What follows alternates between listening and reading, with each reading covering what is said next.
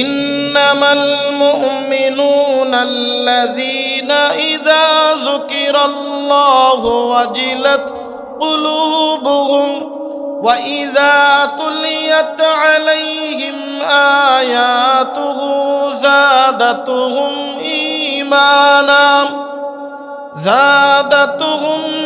ঈমানান ওয়া আলা রাব্বিহিম ইয়াতাওয়াক্কালুন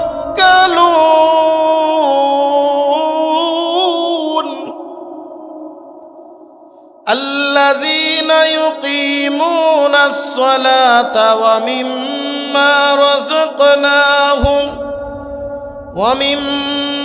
রাযাকনাহুম ইউনফিকুন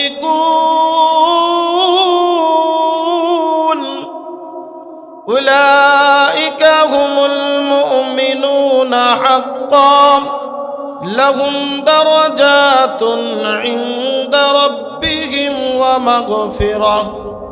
মাগফিরাতুন ওয়া রিজকুন কারীম।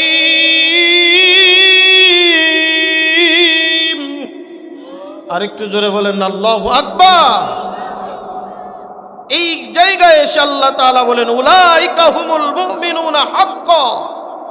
হাক্কুন শব্দের অর্থ হলো প্রকৃতপক্ষে তথা খাঁটি ঈমানদার হলো তারা যাদের আগের দুই আয়াতের মধ্যে আল্লাহ তাআলা যে গুণগুলো বর্ণনা করেছে।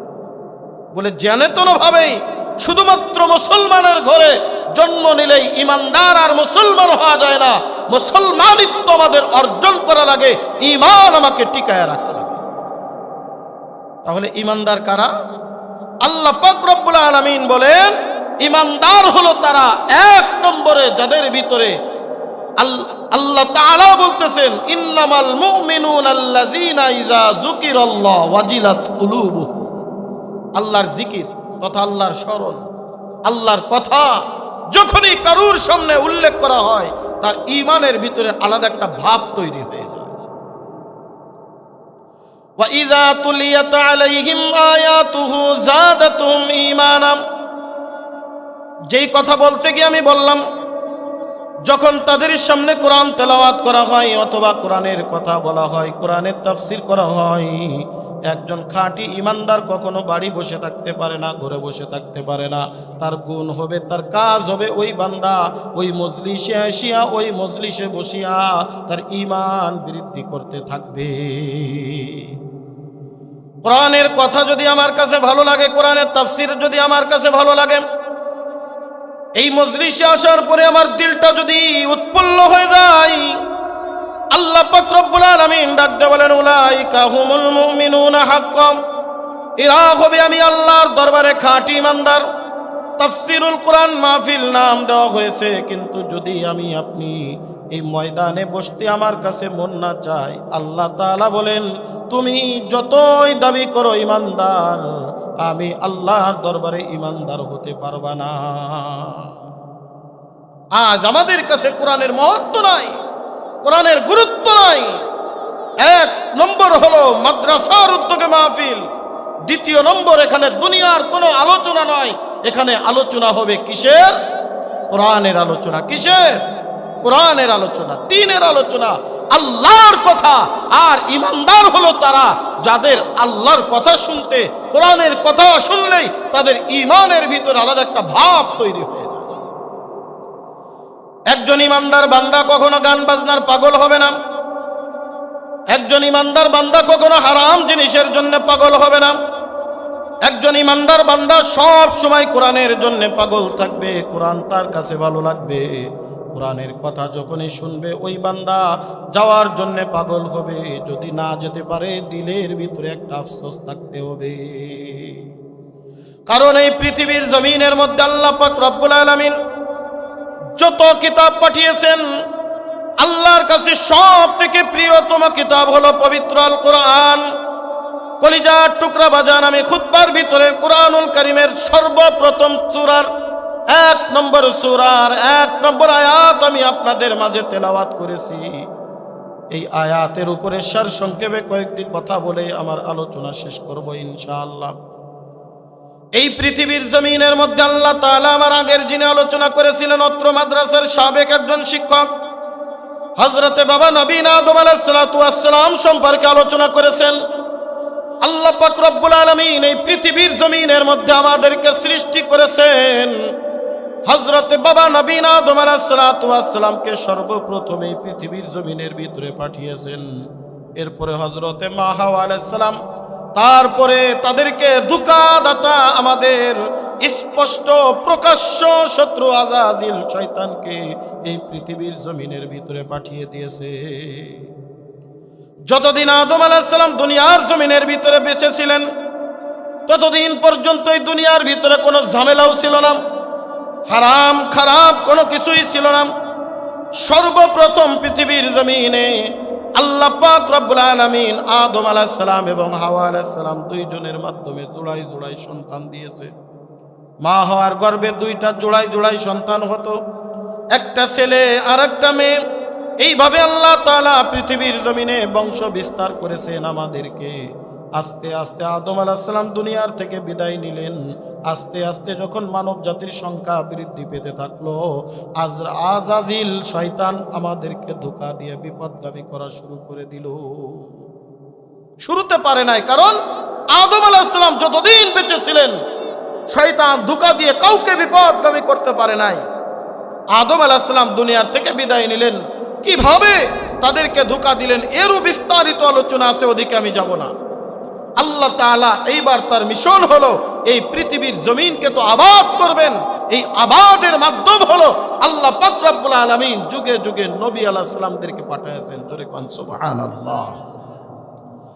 এই নবী আলাইহিস সালাতু ওয়াস সালামগণ তাদের কাজ ছিল একটাই, ওই আল্লাহ পাক রব্বুল আলামিনের ইত্তেহাদের বয়ান করা, আল্লাহ পাকের কথা স্মরণ করায় দেওয়া, যেটা আমরা আলমে আরওয়াহের মধ্যে রূহের জগতের মধ্যে আমরা আল্লাহর কাছে বলেছিলাম।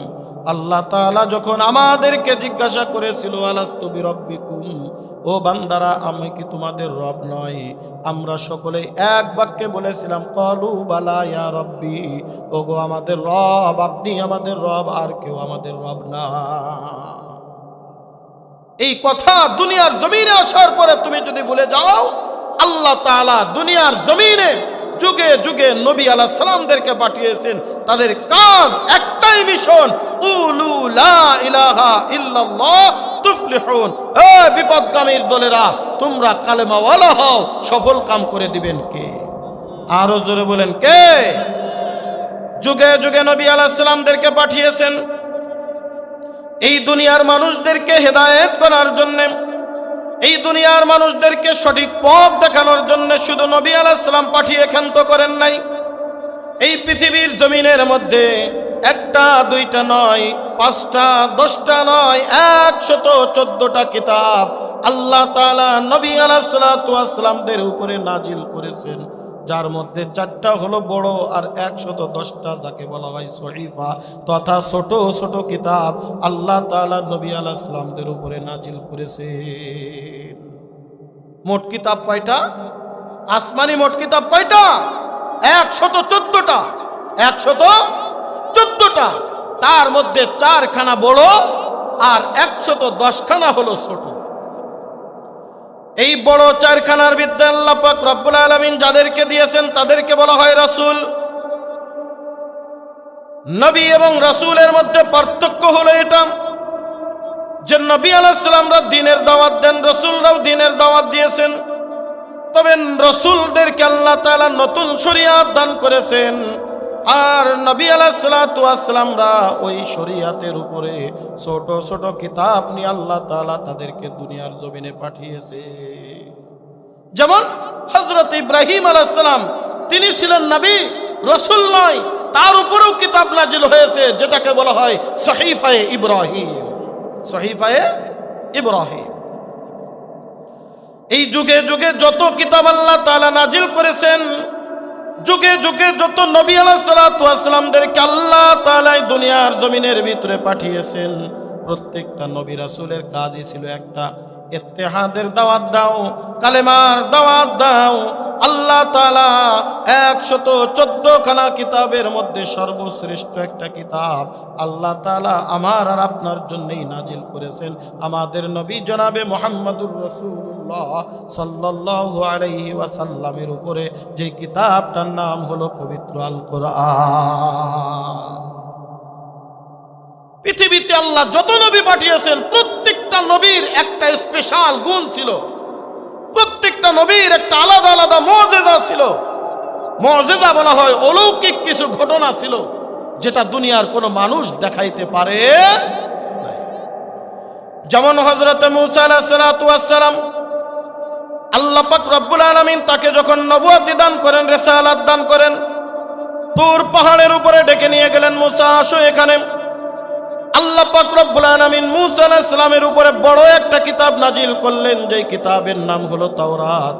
আল্লাহ তাআলা ডাক দিয়ে বলেন, ফিরাউন সহ তার যত লোকজন আছে সে তো খোদা বলে দাবি করে, তাদের কাছে যাও, কালেমার দাওয়াত দাও, ইত্তেহাদের দাওয়াত দাও, এই দ্বীনের দাওয়াত দাও, আমি আল্লাহর দাওয়াত দাও, বলে দাও কুল হুয়াল্লাহু আহাদ আল্লাহুস সামাদ লাম ইয়ালিদ ওয়া লাম ইউলাদ ওয়া লাম ইয়াকুল লাহু কুফুয়ান আহাদ। জোরে কান আল্লাহু আকবার। বলে দাও আল্লাহ ব্যতীত আর কোনো মাবুদ নাই। ফিরাউন খোদা হইতে পারে না। খোদা জোরে বলেন কে? আর একটু জোরে বলেন না।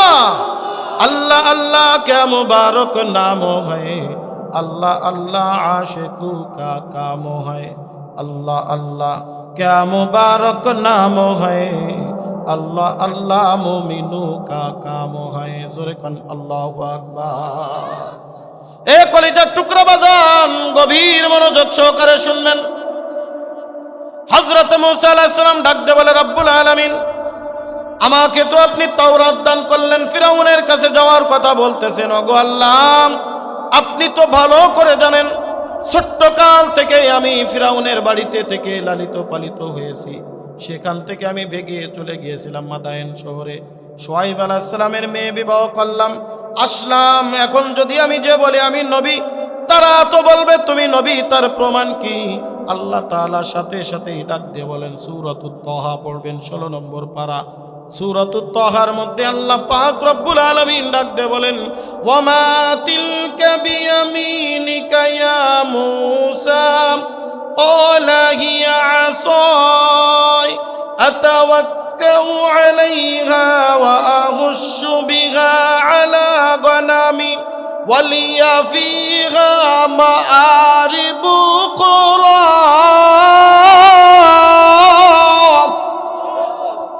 আল্লাহ পাক রব্বুল আলামিন ডাক দিয়ে বলে, মূসা তোমার ডান হাতের ডান হস্তদয়ের মধ্যে ওইটা কি দেখা যায় বলো? আল্লাহর নবী মূসা ডাক দিয়ে বলে, রব্বুল আলামিন এটা তো একটা লাঠি।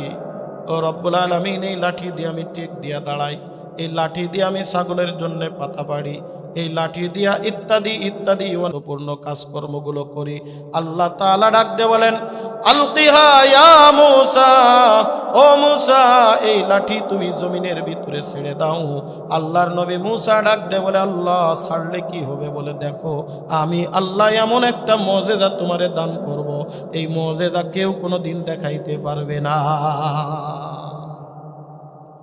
ফাআলকাহা, আল্লাহর নবী মূসা যখন জমিনের ভিতরে লাঠি ছেড়ে দিলেন, ফাইযা হিয়া হাইয়াতুন তাসআ, আল্লাহ তাআলা বলেন সাথে সাথেই এই লাঠি বিরাট একটা আজদাহা সাপে পরিণত হয়ে গেল।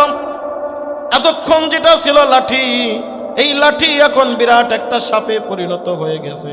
আল্লাহর নবী মূসা এতক্ষণ মনে মনে ভয় পেয়ে গেছে, আরে আমি কি সাপ নিয়ে ঘোরাফেরা করতেছিলাম নাকি? এ তো আমার হাতে ছিল লাঠি, কেমন করে সাপ হয়ে গেল? কিতাবের ভিতরে লেখে, তাফসীর ইবনে কাসির পড়ে দেখবেন, তাফসীর ইবনে কাসিরের ভিতরে এসেছে এটা ছোটখাটো একটা সাপ ছিল না, যেই সাপটা ছিল 7 গজ লম্বা, 3 গজ মোটা। জোরে জোরে কান আল্লাহু আকবার। 1 গজ সমান সমান 3 হাত, অর্থাৎ কোন কোন কিতাবের ভিতরে লেখছে 3 গজ পরিমাণ, 3 × 21 হাত লম্বা, 3 তিরিকে 9 হাত মোটা, এরকম বিরাট একটা সাপ ফনা ধরে মূসা আলাইহিস সালামের দিকে তাকায় আছে। আল্লাহর নবী মুসা মনে মনে ভয় পেয়ে গেলেন, আল্লাহ এটা আবার কোন পরীক্ষার ভিতরে ফেললেন। আল্লাহ তাআলা রাখতে বলেন, লা তুখযাহা ওয়া লা তাখাফ সানুঈদুহা সিরাতাকাল উলা। ও মুসা, ভয় পাওয়ার কোনো কারণ নাই, এটা আমার পক্ষ থেকে তোমার জন্য একটা মুজিজা আমি আল্লাহ তোমারে দিলাম। যাও তুমি এই সাপটা দেখো হা করে আছে, সাপের মুখের ভিতরে তোমার হাতটা ঢুকায়া দাও, দেখবা আগে যেরকম লাঠি ছিল এরকম লাঠি পরিণত হয়ে যাবে। আল্লাহর নবী মুসা হাত দিলেন, সাপ লাঠি হয়ে গেছে। আবার জমিনে ছেড়ে দেয়, আবার সাপ হয়ে যায়, হাত দেয়, আবার লাঠি হয়ে যায়। জোরে কোন সুবহানাল্লাহ। আল্লাহর নবী মুসা ডাক দিয়ে বলেন, আল্লাহ আর কিছু দিবা না এটাই? আল্লাহ তাআলা ডাক দিয়ে বলেন, মুসা ওয়াজমুম ইয়াদাকা ইলা জানাহিকা তাখরুজ বাইদা মিন গায়রি সু আয়াতান উখরা লিনুরিয়াকা মিন আয়াতিনাল কুবরা ইযহাব ইলা ফিরআউনা ইন্নাহু তাগা। আল্লাহু আকবার। কার কথা কার? আরো জোরে কোন। আল্লাহ তাআলা বলেন, মুসা তোমার ডান হাতের এই 4টা আঙ্গুল তুমি বগলের ভিতরে এরকম রাখবা, বগলটা এরকম নিচের দিকে দিবা, আবার বগল উঁচু করে যখন তুমি হাত বাইর করবা, দেখবা আমি আল্লাহ তাআলা এই হাতটাকে শুভ্র সাদা করে দিব। রাত্রের অন্ধকারে যাচ্ছ, তুমি এইভাবে বগলের ভিতরে হাত দিবা, হাত বাহির করবা, পুরা রাস্তা তোমার হাতের আলোয় আলোকিত করে দিব। আল্লাহ তাআলা বলেন, ইযহাব ইলা ফিরআউনা ইন্নাহু তাগা। 2টা তোমার বড় বড় মুজিজা দান করলাম, যাও ফিরআউনের কাছে যাও। বন্ধু, অনেক লম্বা চওড়া ঘটনা, অনেক লম্বা চওড়া ইতিহাস। মুসা আলাইহিস সালাম যখন ফিরআউনের কাছে গেছে, যাওয়ার পরে যখন মুজিজা দেখালেন, দেখানোর সাথে সাথে ওই নেতার পাশে বসা চামচ একটা হামান ডাক দেখায়, ও গো খুদা, ও ফিরআউন, ভয় পাওয়ার কোনো কারণ নাই, এরকম অনেক জাদুকর আছে। আমাদের সমাজে দেখবেন, এই যে বর্তমান সামনে নির্বাচন না, দেখবেন নেতা ভালো, নেতার পাশে 2-1টা চামচ দেখবেন, ওগের জন্য এলাকায় ঘোরা যায় না। জোরে কোন কথা ঠিক কি ঠিক না? আছে না নাই? নেতার চরিত্র ভালো, চামচের কারণে এলাকার উন্নয়ন হয় না। জোরে কোন কথা ঠিক কি ঠিক না? আমি আজ থেকে 7 বছর আগে আপনাদের এই অঞ্চলে যখন এসেছি, ওই মনোহর বাজার থেকে শুরু করে এই বুড়িমারি পর্যন্ত যে অবস্থা দেখছি, তার থেকে করুণ ছাড়া ভালো দেখতেছি না এখন। জোরে কোন কথা ঠিক কি ঠিক না? যেগুলো আসে সব, আগে হতো আঙ্গুল ফুলে কলা গাছ, এখন হয় আঙ্গুল ফুলে বট গাছ। কি কোন কথা ঠিক কিনা? এই জন্য আমি একটা কথা বলি, পাতিলের চেয়ে যদি ঢাকনা গরম হয়ে যায়, ওই পাতিলের কাজ করে শান্তি পাওয়া যায় না। কথা বলেন ঠিক কি ঠিক না? এমন ঢাকনার, এমন পাতিল বলা লোক দরকার যারা ঠান্ডা মেজাজের হবে, ইসলামের পক্ষে কথা বলবে। কথা বলেন ঠিক কি ঠিক না? কলিজার টুকরা বাজান, গভীর মনোযোগ। এদিকে যাব না, আবার বলবে হুজুর রাজনীতি শুরু করেছে। আল্লাহর কসম করে বলি, কোরআন যদি সত্যিকারে পড়া যায়, কোরআন পুরোটাই রাজনীতিতে ভরা, কোরআন পুরোটাই আল্লাহর আইন দিয়ে ভরা, আর আল্লাহর আইনই হলো রাজনীতি। জোরে কোন কথা ঠিক কি ঠিক না? কোরআন যদি আমার জীবনে বাস্তবায়ন না করতে পারি, এই জীবন রেখে কোনো লাভ নাই। কারণ এই জীবনদাতা কে, আর কোরআন পাঠিয়েছেন কে? তাহলে আমার জীবন পরিচালনা করব আমার মতো করে, না আল্লাহর হুকুম মোতাবেক? কলিজার টুকরা বাজান, গভীর মনোযোগ। আল্লাহর নবী মুসা ডাক দিয়ে কয়, ও ফিরআউন, তুমি খোদা হইতে পারো না, খোদা তো মহান রব্বুল আলামিন। বলে, তোমার কি প্রমাণ আছে? মুজিজা যখন দেখিয়ে দিয়েছে, হামান ডাক দিয়ে কয়, ফিরআউন, চিন্তার কোনো কারণ নাই, পেরেশানির কোনো কারণ নাই, আমি আছি। জাদুকর একত্রিত করব, 1টা 2টা নাই, 1 2 3 1000 2000 এরকম করতে করতে পুরা এলাকায় ঢেলা পেটিয়ে দিয়ে 70,000 জাদুকর এক জায়গায় একত্রিত করে ফেলেছে। কতজন? বিকল্প পক্ষে কয়জন? আর একদিকে কথা বোঝেন নাই মনে হয়। একদিকে কয়জন? একজন, আর একদিকে হলো 70,000। ওই 70,000 জাদুকরের এক হাতে লাঠি আর এক হাতে রশি। জমিনের ভিতরে ছাড়লে লাঠিও সাপ হয়, আবার রশিও সাপ হয়ে যায়। আল্লাহর নবী মুসা ডাক দিয়ে কয় ফিরাউন, খেলা হবে তোমাদের সাথে, জব্বর একটা খেলা হবে, ফাইনাল খেলা হবে, ড্র হবে, তবে সাধারণ কোনো জায়গা হবে না, বিরাট একটা মাঠ একত্রিত করো, তৈরি করো। ওই মাঠের ভিতরে আমি আর তোমার যত লোক আছে সব একত্রিত করে নাও, সব এক জায়গায় একত্রিত করো। 70,000 জাদুকর এক হাতের লাঠি ছেড়ে দেয়, সাপ হয়ে গেছে 70,000। আর এক হাতের লাঠি ছেড়ে, আর এক হাতের রশি ছেড়ে দিয়ে গেছে, সাপ হয়ে গেছে 70,000। কত হলো? 1,40,000 সাপ এক মাঠের ভিতরে কিলবিল কিলবিল করে। আল্লাহর নবী মুসা আবার মনে মনে ভয় পেয়ে গেলেন, আল্লাহর দিকে এরকম বারবার তাকায়, আল্লাহ কোন পরীক্ষায় ফেললা? আমার হাতের লাঠি একটা, সাপ হবে একটা, আর একদিকে 1,40,000 সাপ, আমি কেমনি একা 1,40,000-এর মোকাবেলা করব? আমার আল্লাহ ডাকতে বলে, মুসা লা তাকাব, ভয় পাওয়ার কোনো কারণ নাই। এ মুসা মনে রাখ, রয়্যাল বেঙ্গল টাইগার একটাই যথেষ্ট লক্ষ লক্ষ হরিণের সাথে পাঙ্গা নেওয়ার জন্য। জোরে কোন কথা ঠিক কি ঠিক না? এক মাঠের মধ্যে যদি লক্ষ লক্ষ হরিণ থাকে, একটা মাত্র রয়্যাল বেঙ্গল টাইগার যদি হুঙ্কার ছেড়ে দেয়, দেখবেন 1,40,000 ওই হরিণ যার মতো লেজ গুটিয়ে পালাইতে বাধ্য হবে। জোরে জোরে কোন কথা ঠিক কি ঠিক না? আল্লাহ পাক ডাকতে বলে, মুসা তোমার হাতের লাঠিটা একটু ছাড়ো, আমি আল্লাহ খেলা দেখাবো। ও মুসা, ভয় পাওয়ার কোনো কারণ নাই, তারা তো তোমার সাথে খেলে না, খেলে তো আমি আল্লাহর সাথে। আর শুনে রাখো, ওয়া কারু ওয়া মাকারাল্লাহ ওয়াল্লাহু খায়রুল মাকিরিন।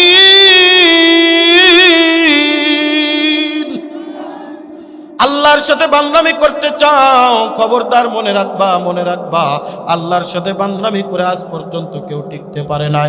আজও দুনিয়ার জালেম গোষ্ঠীরা, ভালো করে শুনে রাখো, যদি নব্য জালেম কেউ সাজতে চাও, তারাও ভালো করে শুনে রাখো, অতীতে যারা জালেম ছিল তারা যেমন ধ্বংস হয়ে গেছে, আর এই বাংলার ইতিহাসেও আমরা দেখেছি যারা জুলুম করেছে, অন্যায় করেছে, হক্কানি উলামা ইকরামদেরকে জেলখানার ভিতরে আবদ্ধ করেছে, তারা দেশে থাকতে পারে নাই, আর কেউ পারবে না। জোরে কোন কথা ঠিক কি ঠিক না? আল্লাহ ধরে না, ধরলে কিন্তু ছাড়ে না। আল্লাহ ডাক দিয়ে কয়, মুসা ভয় পাওয়ার কোনো কারণ নাই, লা তাকাব, ভয় পাও না, তোমার হাতে যেটা আছে একবার মাত্র ছেড়ে দাও, রয়্যাল বেঙ্গল টাইগার আসলে সব ঠান্ডা হয়ে যাবে। আল্লাহর নবী মুসা যদিও ভয় বাণী পেয়ে গেলেন, কিন্তু মনে মনে ভয়, মনে মনে ভয়, ভয় পেয়ে গেলেন, কি করতে কি হয়ে যাবে।